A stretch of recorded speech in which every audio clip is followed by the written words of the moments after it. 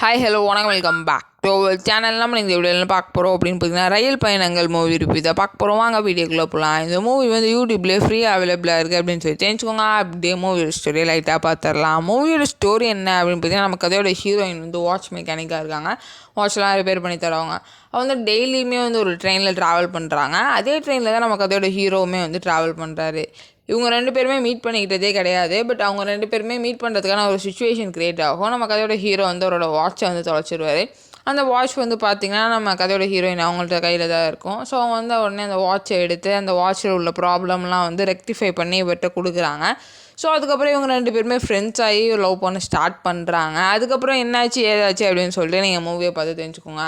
மூவியோட time duration பார்த்திங்கன்னா ஒரு 1 hour 30 minutes தான். அதில் வந்து ஃபஸ்ட்டு 25 minutesம் லாஸ்ட் 20 minutesமே வந்து உண்மையிலே செம்ம என்கேஜிங்காக நல்லாயிருக்கு அப்படின்னு தான் சொல்லணும்.